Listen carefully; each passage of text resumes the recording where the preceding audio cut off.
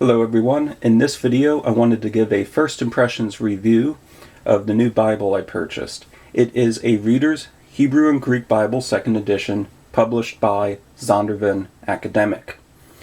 This is a Reader's Bible. What is that? This is not the Bible you would be using for translation. There is no apparatus telling you about textual variations at the bottom.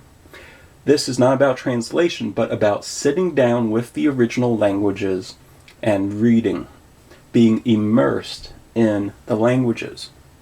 Now in seminary, I recently finished a course called Hebrew Exegesis of Jeremiah. And here's what the professor said to do. For each of the assigned passages, read through it once with the Hebrew text in front of you and with whatever aids you want, whether it be an English translation, lexicons, a grammar, a syntax, anything that you need as an aid. Read through the passage and take plenty of notes. Once that is done, remove those aids, except maybe some of your notes, and then read the passage the second time. You might need to refer back to some of the notes that you took. Read it a third time. Hopefully you're not looking at as many notes. A fourth time, a fifth time, a sixth time. Basically put, there's a point where you're putting away all of your notes and you're just alone with the Hebrew text or Greek text. And then by the 15th time, maybe the 15th time a little bit more is the threshold, you stop thinking about the English equivalents and you're actually reading Hebrew, or you're actually reading Greek, or actually reading Aramaic. So that is the point of a Reader's Bible, to just give you the minimum but just a few helps for those difficult words that might not be in your vocabulary that occur so less frequently in the Bible. With this said, let's actually look into this. I marked here Genesis. Let's look at Genesis chapter 1. I had my letter opener marking the page there. So you can see here you have the Hebrew text. There's footnotes running through the text at the end of the words, bringing you down here to the bottom where it's giving definitions in context. They are contextual definitions. Here's the thresholds. For any word occurring less than 100 times in Hebrew, the definition is given. On the Greek side, in the back, any word occurring less than 30 times in the Greek New Testament, its definition is given. For Aramaic, it's any word occurring less than 25 times. Now, I really find those thresholds to be generous.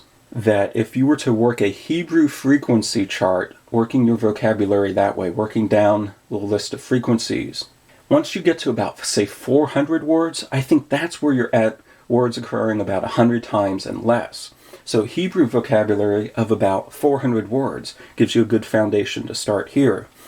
Similarly, if you were working a Greek frequency vocabulary chart, starting at the top, working down, I think it's around 460, 470, somewhere in there.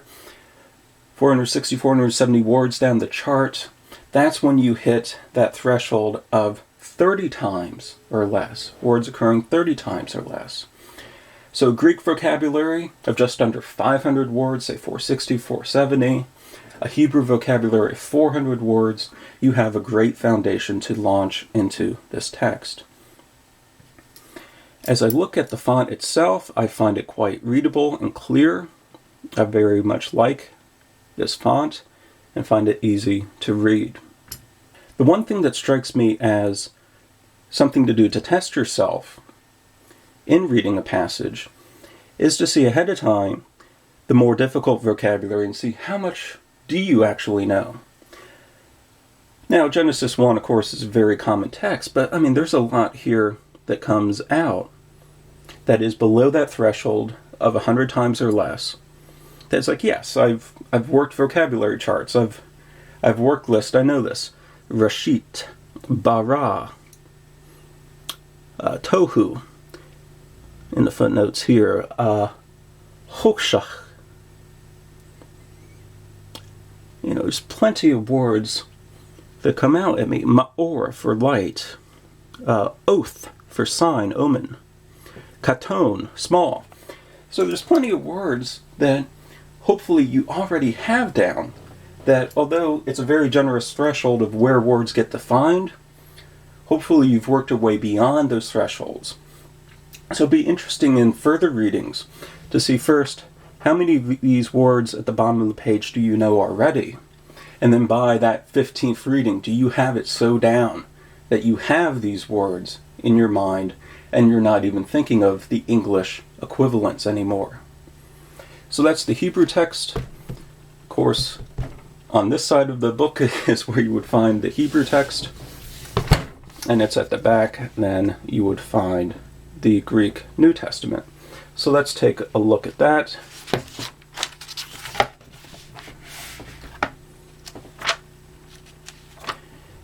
In this eclectic Greek text, you have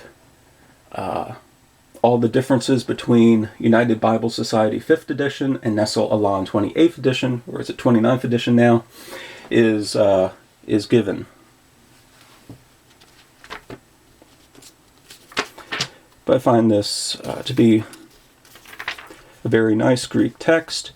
At first, when I opened this, getting it out of the box, I found that the spaces between lines was very short and was very concerned with that. But taking a second look at the page, I don't find the font that bad, and I'm not finding the spacing between the lines all that bad. And if that spacing was increased, boy, would we have a pretty big book on our hands. But even with the camera in the way here, where I can't get too close to the page, I can read with somewhat ease Apocalypsis, Jesu Christo, Hein Edoken Alto, Ha Theos, Deixai, Tois Doulois, Altu, Ha De Genestai, and Take. I mean, don't criticize my pronunciation too much. I mean, not getting too close to the page, some of those breathing marks were a little hard to read, but I think it's a very readable text. Well, one more thing I wanted to show is the size of this. Fits quite nicely into the hand here. This is a reader's edition, the Hebrew based on the Westminster Leningrad Codex. But here I have the BHS reader's edition of just the Hebrew. You can see it's the same size. Here I have Hebrew and Greek, and here we have the Hebrew reader's edition on the BHS, and it's about the same size here as a comparison. Now, of course, this one gives you the full parsings for the words at the bottom. Here, the threshold's down farther, that it's every word occurring 70 times or less in the Hebrew is listed. And you need this bookmark that comes with it that gives you the parsing guide to go along with this. This was very useful. This is what I used in taking that class on the exegesis of Jeremiah. But I think for my purposes here forward, I'm going to have a great amount of use. I'm giving a positive review to this Reader's Hebrew and Greek Bible 2nd edition Zondervan Academic.